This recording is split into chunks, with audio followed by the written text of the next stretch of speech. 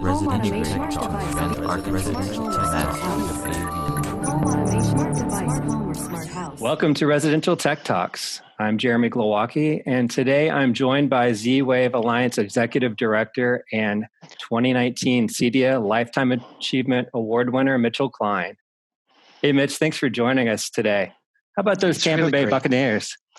Yeah, first things first. It's great to be with you. And second of all, I guess I now have two teams to follow, right? Got to see how my buddy does with Tampa Bay, right? That's right. Yeah. So for those of you, most of you know Mitchell, but if you don't, big Boston sports fan. I lived in New York for a long time, and so we have a lot to talk about. And you've had a good run here for a while, and just about every major sport. It's true. And, if it wasn't for COVID-19, the Bruins might have come home with a trophy too. Yeah. So, what are you going to do, right? So not to dwell on the trivial too much in these, unprecedented times, as we always say. But how are you coping with no sports? Are you just waiting for that July baseball to resume at this point? Well, right now, instead, we're just binge watching some programs. I have to say my wife and I just finished watching the third year. So we binge watched all 3 years of Ozark. Yeah. If you haven't seen it, it definitely will grab you. It's pretty intense. A little dark, but pretty intense.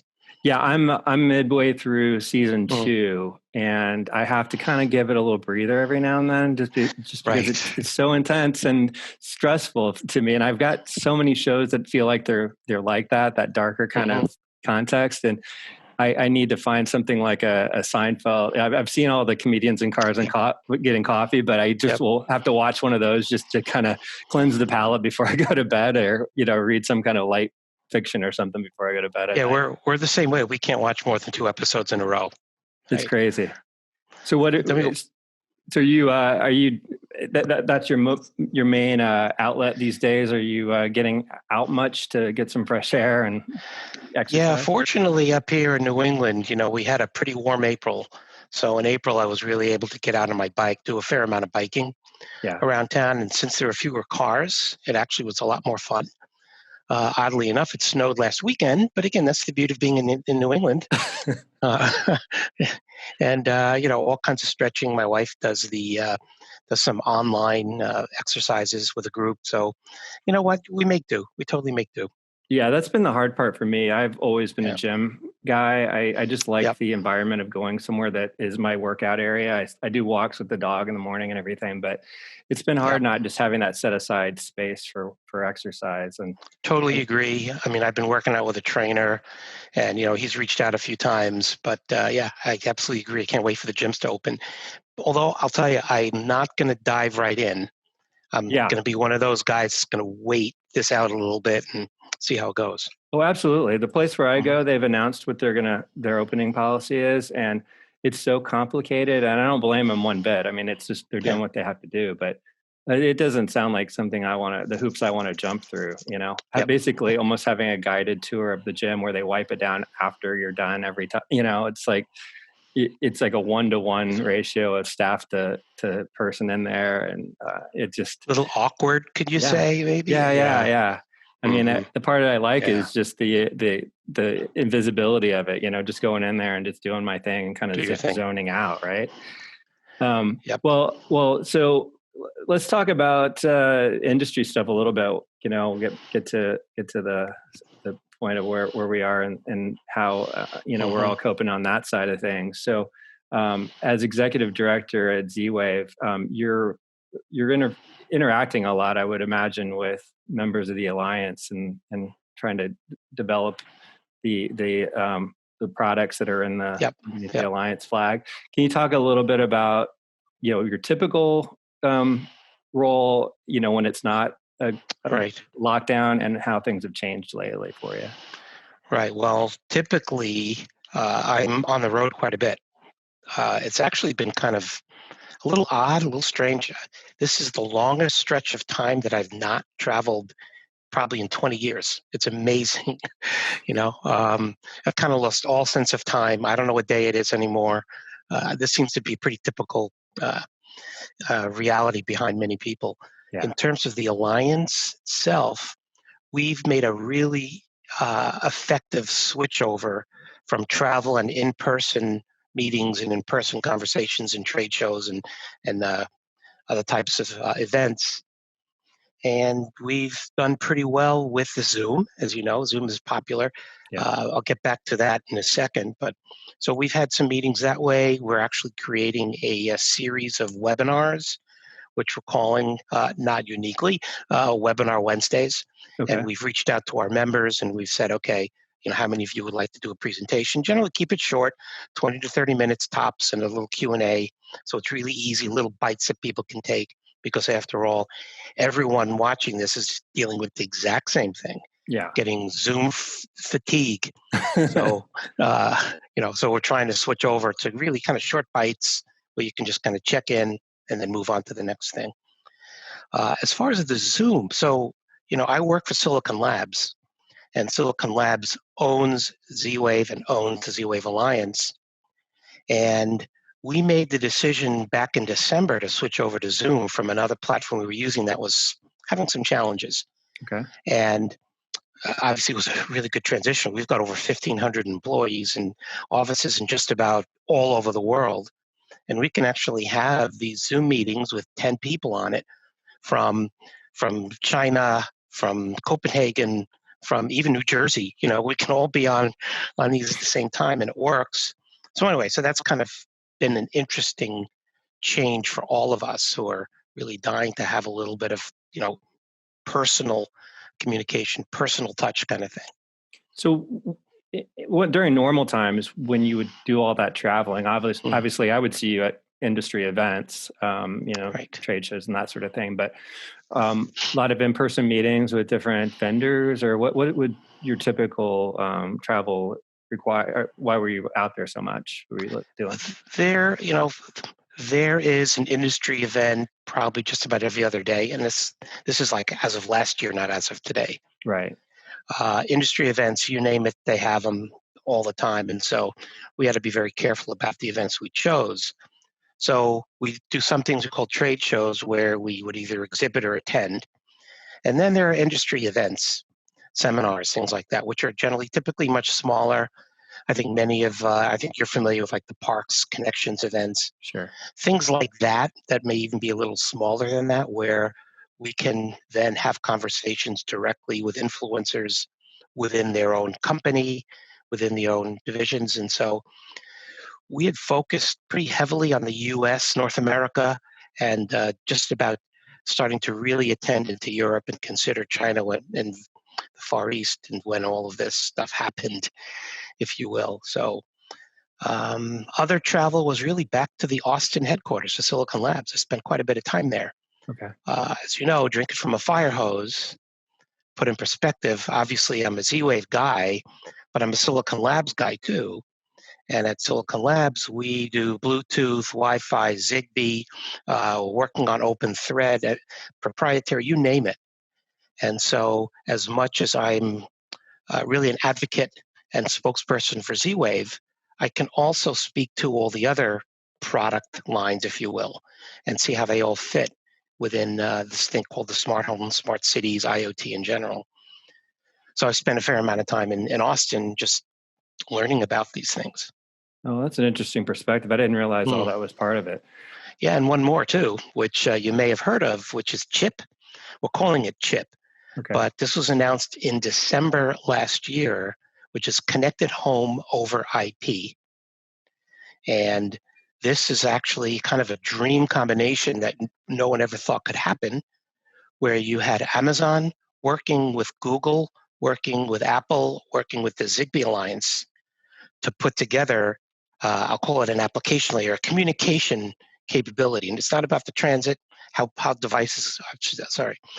communication gets from point A to point B, but it's more about how they communicate, how they handshake, how they understand each other's requests and demands.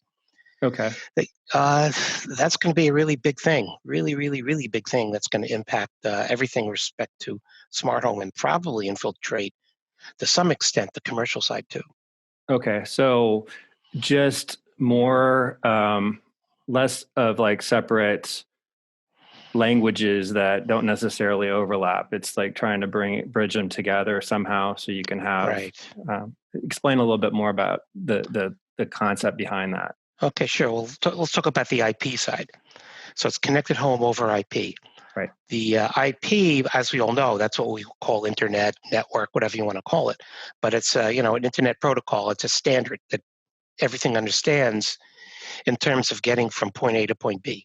Mm-hmm. All right. So using IP will mean that devices will now have a natural method of sending and receiving information.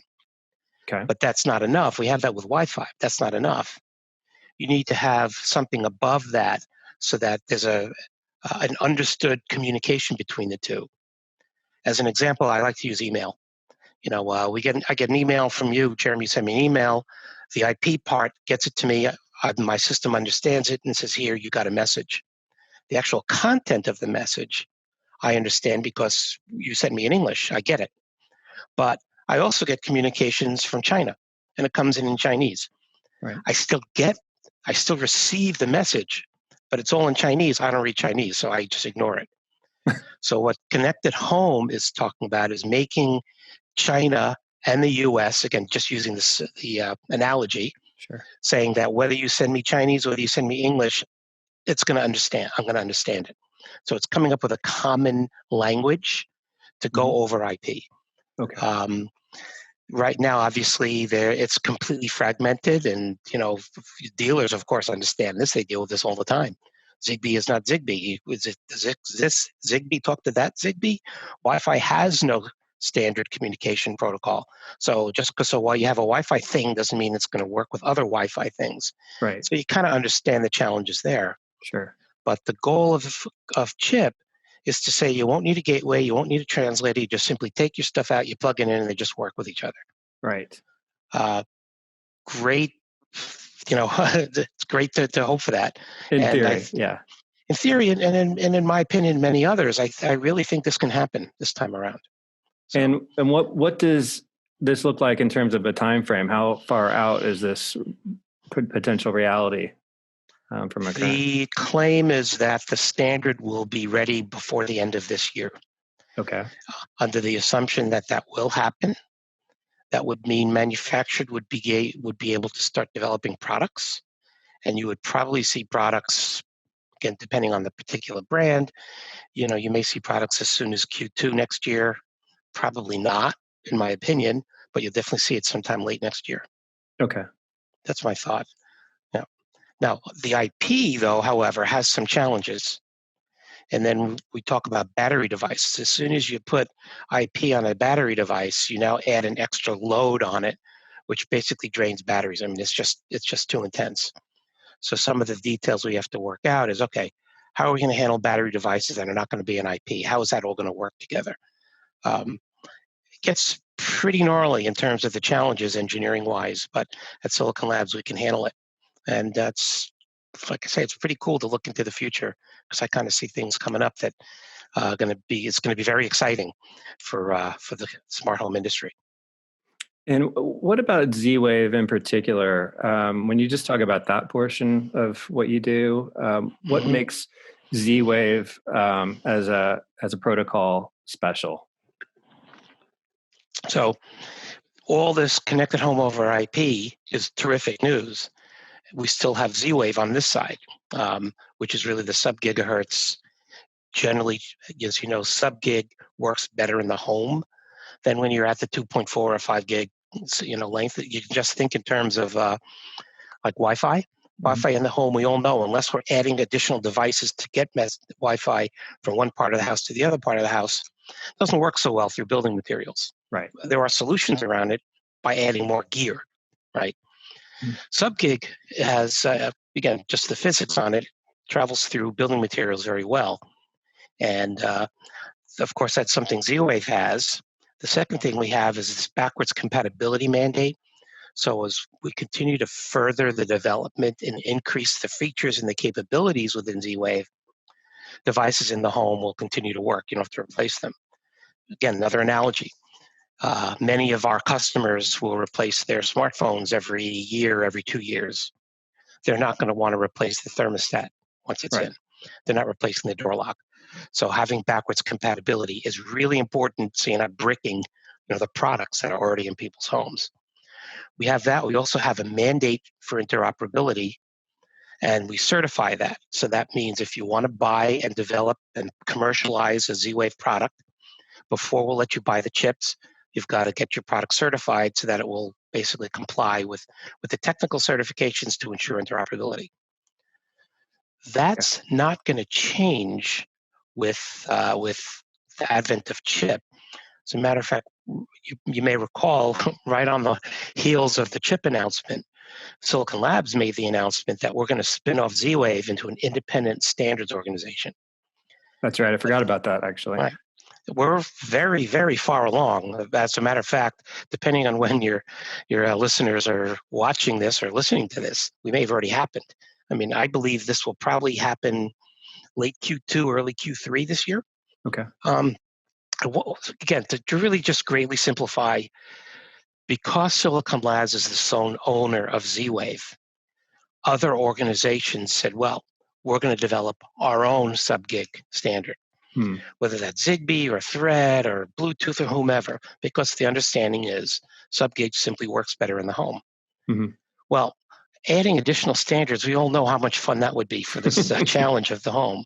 Right. So by spinning it off to independent and welcoming other silicon companies to come and develop their own solutions and additional software companies to come in and do their solutions, what it will mean is, hopefully, it will become kind of the go-to sub-gig standard. And again, so we'd have backwards compatibility, we'd have interoperability, and we'll also have compatibility with chip. That's a mandate for us as well. That the whole chip thing will happen, our thing will happen, and they will basically be able to work together. That's our goal. Very good. Good.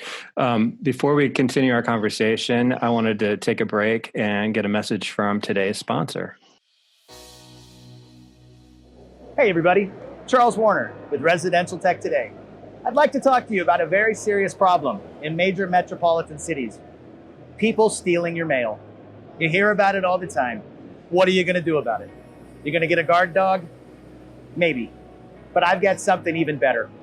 Ring, the major innovator of the company started by Jamie Siminoff, has got video doorbells.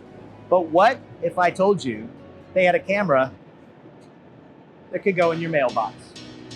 That is how you can make sure nobody takes your mail. Because when grandma sends you a birthday card with $5 in it, you don't want somebody taking it. And wait, we've got mail. The latest issue of Residential Tech Today. Here at Ring, at CEDIA 2019. Make sure you check out Ring, make sure you check out Residential Tech Today, and make sure that you protect grandma's birthday card. Mitchell, thanks again for joining us. I wanted to continue our conversation about ZWave. And when I see you at CEDIA Expo, for instance, there are always a cluster of companies that are ZWave Alliance members that are in the booth. How were those companies a representative of the entire alliance? I know that there's a lot more of those companies out there. So is it just a kind of a situation where those are the companies that happen to be at CEDIA, exhibiting at CEDIA, that come together, or are those specifically selected just to represent the different capabilities of the ZWave protocol? How does that all work out when you're? That's a great question. Yeah, no, it's a really good question. We reach out to our entire membership and let them know what we're doing. They know when we're having events. They know when we're exhibiting, when we have our summits, things like that. And we invite them to participate. So the members that you see at CEDIA or CES or any other places that we exhibit in Europe or whatever, those are companies that said, yes, we want to participate. Ideally, we love representatives from all the different categories, like door locks, thermostats, sensors, lighting, so on and so forth. But anyone who wants to participate can. It is a pay-to-play, obviously, because we're trying to cover costs. I can definitely tell you we do not cover our costs. But what the members get is a complete turnkey exhibit, meaning they tell us what they want, they design the graphics, and then we take care of everything else. So it's a really easy way for them to participate, and it's generally not just for small companies. You've probably seen companies like Jasco in our booth. Now, Jasco, you may not know the name, but you certainly know GE. They build all the GE smart home devices. They build all the Honeywell smart home devices. So big companies will participate as well. And that's kind of how they participate.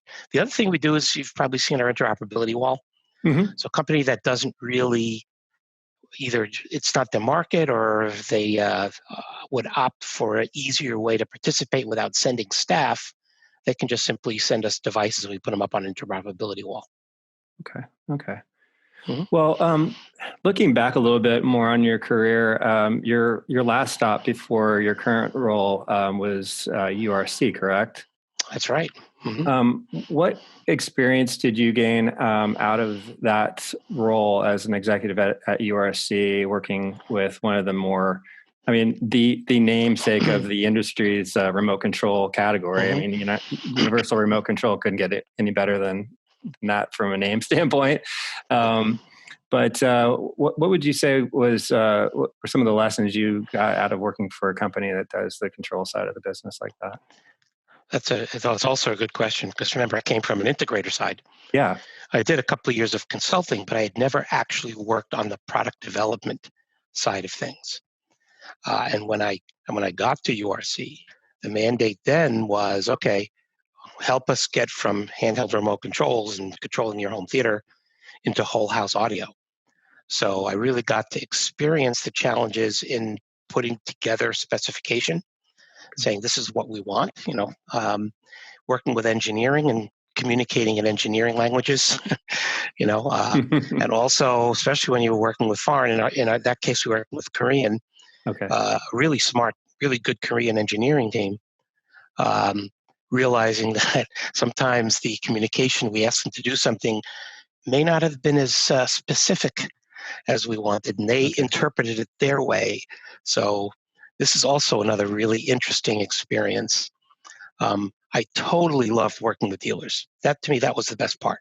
Okay. I was fortunate to be able to put together, many of you remember, one of the first online training programs, creating, recording, editing, online training sessions. So to me, the learning piece was going the opposite from saying, I'm a dealer, here are my expectations, to now making product and trying to listen to the expectations from the different dealers. It was a lot of fun, actually. A lot of fun. Yeah. And by the way, I was the one that brought URC into ZWave, and I'll never forget the meetings I would have. The very first meeting I had with the executive team, I stood up in front of them, and this is when I first came on board, and I said, URC, we're going to own the network. And they all looked at me and they went, what's a network? Oh, no. Well, this is, again, it's hard to recall. How much time has changed, right? How much? Right.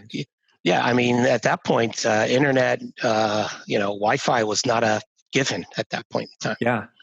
Yeah, it's crazy how fast things have changed, really. And I know this is kind of like, this is your life in reverse, but, from an integration standpoint, you were always in a leadership role in the industry with CEDIA from the early days of CEDIA as a trade association, one of the first presidents.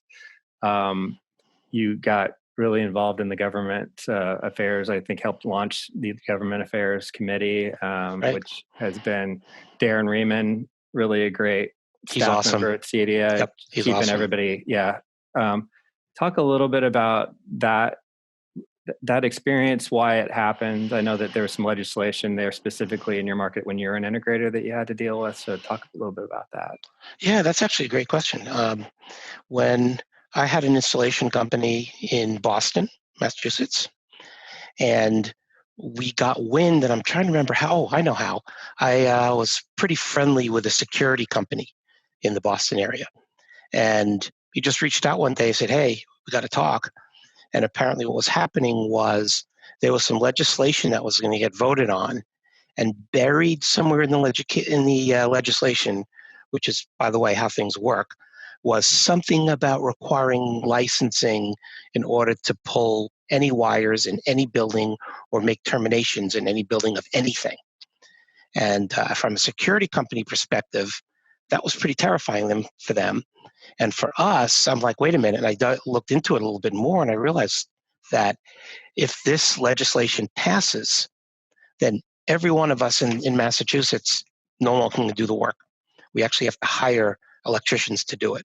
Right. And I was actually in a leadership position with CEDIA at the time. I wasn't yet president. I believe I was vice president at the time. And we had a guy named Nick, and I can't remember his last name. This was before Paisanos or something like Nick that. Pisano, yeah, that's it, yeah. Pisano.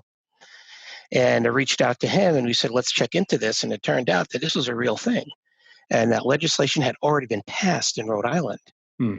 So again, you can imagine from there, we kind of rallied the troops. We got together. I reached out to as many integrators in the Massachusetts as I could get. We managed to arrange to present our case at one of the hearings, which is incredibly intimidating, by the way. If any of you've seen, the interrogation that goes on at the national level, I was just the state, and oh my God, it was intimidating. Sitting at a table with all these people staring down at you. And anyway, we managed to align, believe it or not, with the electrician union. Believe it or not. Wow. Because it was actually the Verizon people who were really pushing for the legislation, and the unions felt that this was bad for them. So talk about, the enemy of my enemy is my friend. Right. We actually ended up partnering with the unions, which is pretty interesting, and we managed to get that pulled out from that legislation. And of course, at that point in time, I said, hey, if it's happening in Massachusetts and already happened in Rhode Island, it's going to happen everywhere. Yeah. And so that's what kind of led to, as president, I had the ability to say, this is what we're going to do. And that's what we did. We started up an initiative to protect our members. Yeah, and that seemed to fly under the radar for so many CEDIA members that was going on behind the scenes, that there were so many little battles, being waged in terms of protecting the industry. Not that we don't want to have professionally trained and certified members, but it's a different level when you're talking about an electrician versus a low voltage contractor. Yeah. It seems like a lot of that has either been fought back, or it's just we've moved on to other issues. I know that Darren's still active in a lot of ways, but what do you know about that? It seems like a passion for you, even though you're not directly connected to it as an integrator anymore. What do you know about that ongoing kind of legislative challenge? Yeah, it's an unintended passion. Trust me. I did have the, I'll call it the luxury, because I thought it was really cool. I did have the luxury of testifying up on Capitol Hill, and not at the White House, up at, I believe it was the, wasn't Senate anyway, House of Reps, I think it was. But having meetings in their offices in Washington. This stuff is not dead. This is never ending. If it fails once, they'll put it in as an attachment to another bill. There's always attachments. This is what they want to do. They're going to keep attaching it to legislation until it passes. So, Darren has plenty of work to do. It's not going to stop. And what does frost me a bit is when we get potential members and members that go, I'm not getting any benefit out of this. Right. I'm joining CEDIA. What do I get for my $500? Well, what you get is the ability to stay in business. Yeah. Never mind all the other benefits, because there are plenty of them. But you get to stay in business. You don't have to shut it down or spend 3 years working for another company, even though you have your own company, in order to get your license, right, as a journeyman or whatever. So this is never ending. And honestly, where I am right now with Silicon Labs, my eye is off that ball. So hopefully others are carrying it. Right. Well, back as an integrator, you obviously experienced one of the toughest situations with your end of your integration career. And I know a lot of people are struggling right now. There's a lot of advantages, a lot of fortunate situations with being essential workers where folks are able to continue working, but then there are there's always the comfort level of the client, having someone in their home. There are different markets like New York where they're completely shut down. Folks trying to get the government assistance at this point. Mm-hmm. But as people struggle, what are some of the lessons that you learned in terms of your battle and as a business owner? And ultimately, it didn't end as well as one would hope. But Yep. banks are banks, and situations like that happen. What are some of the experiences that you can share, or advice, or kind of school of hard knocks kind of lessons? The hardest thing to address is the emotional piece. When you look at what's going on and realize that, okay, I'm going to look at cash flow. What are the things I can cut, that I can stop doing, to save cash? What are the things that just don't make sense anymore that I'll wait? Then you look at efficiencies. What are the things we're doing that are inefficient? Again, as an integrator, often, good cash flow hides a multitude of sins. And you've heard that before. Yeah. Well, when the cash flow's kind of slowing down or stopping, those sins appear. And so the key is look for those sins now, and avoid them. Like things like inventory, old inventory that I like to call digital produce. Things that, when you brought it, it was great, it was cutting edge, but now it's a year later and now you can't even sell the stuff anymore. It's gone bad, if you will. Yeah. Getting rid of that stuff. But the hardest part has to do with your staff, because for most integrators, that's the number one expense, is your team, is your staff. And the big key I learned is to separate the emotions and look at the hard facts and say, look, you have to cut back. After you've looked at all your cash flow issues and things that you can improve efficiency on, you may have to look at your staff. And then, you put a lot of time and effort and money into getting your staff, into recruiting them, into training them, and the experiences they get in the field and the relationships they have with your customers and with you and with each other. But at some point, if you want the business to not just survive, but hopefully grow, get to the other side of this craziness that's going on, you may have to make some cuts. The term now is furlough. Yeah. I never had the luxury of this PPP where you could literally, if you can get the loan, which is a whole other conversation, right. But if you can get the loan, it's 100% forgiven if you maintain your staff. Right. I mean, if there's any way you can get that, you should be all over it. You should have been applying for it and literally spending all your time on trying to get that loan, because that's one way that we didn't have, but one way you can float your company for a couple more months. So these are the kinds of things I looked at. Are those some of the mistakes you definitely made as a business owner in terms of holding on to folks too long and that sort of thing? Or did you even know you were in a situation yet? Well, yes, I definitely held on to people a bit longer, but what happened was we expanded, which was good, and we had good customers. We opened up a business down in West Palm Beach, and things were really going pretty well down there. And then these two planes hit the World Trade Center towers, and they came down, and almost overnight, spending stopped. Right. And projects we had stopped, and payments that were due stopped. I mean, everything stops. So it's never one thing.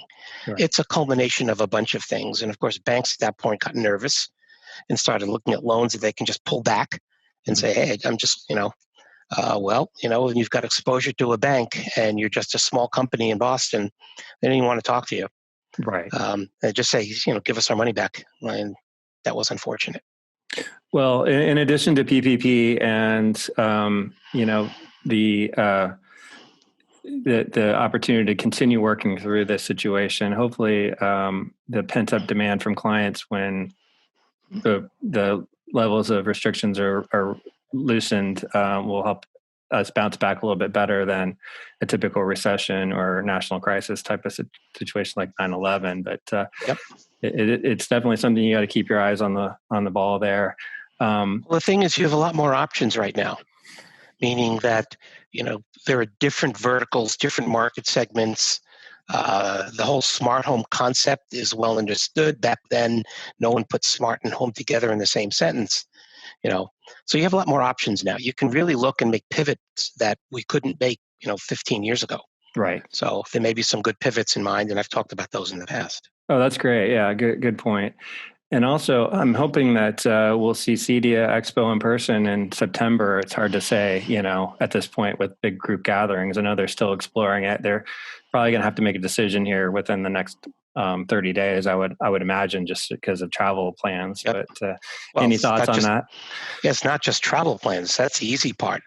It's the money and time spent in your booth development and design. Oh, true. So, listen, you all know that I'm very passionate about CEDIA, the organization and the people. The show, in my opinion, should not happen. And the reason I say that is because the vast majority of people who are going to attend, the integrators, of course, and the staffs, well, are they willing to get on an airplane? Are they willing to stay in a hotel room? Are they willing to go to a restaurant? Do they want to walk into meeting rooms? I mean, so even if all that stuff is guaranteed, you're only talking a few months from now. Yeah. In my opinion, that show should either be moved, perhaps into February if possible. That would be the better option, or you got to cancel it. And now every single show that we participated in or would attend has been canceled. 100% of them. The only two remaining are ISC West, which we know is supposedly going to be held, and I think they moved it for a second time, and CEDIA. But Light and Building, which is a bigger show than CES, is held in Frankfurt every other year. That got canceled. Okay. IFA, which is equally as large a show that's held in Berlin, right over CEDIA, of course, that got canceled. There are more. I mean, every show is getting canceled, and the reason is the safety of the exhibitors, of the workers, of the attendees. It's all at risk. Right. And by the time CEDIA comes around, that's not going to change. That risk is still there. And there is a lot of people, bravado, going, oh, I'm going to go. I don't care. It's my freedom. It is your freedom, but it's also my freedom to not catch that virus from you. So I'm not going to go. You want to go ahead. But it's not about you. It's about everyone else. Absolutely. And you have to think about it that way and say, I'm going to protect everyone else from me as much as I'm going to be protected from them. Right. Yeah, I completely agree with you. As much as I root for everything to get back to normal, it's just not going to happen right away. We need, a lot more health prevention and situations with the research that's not even there yet. So I don't think we can get there that quickly, and it's just it's a fool's errand to go make ourselves at risk like that. So. Listen, if you can save one life by not having the show, it was worth it. Right. Absolutely. Well, I appreciate your candidness as usual on that topic, and I appreciate your time today, Mitchell. I always enjoy talking to you, and one of these days it'll be in person again, and when it's safe. Forward to it. Yeah, exactly. Yeah. And thanks everybody for listening. Make sure to comment or share and subscribe to our podcast. And you can check out all the latest tech news at restechtoday.com. Thanks again, and talk to you next time. Residential Tech Talk. Residential Tech Talk. Home automation device, home or smart house.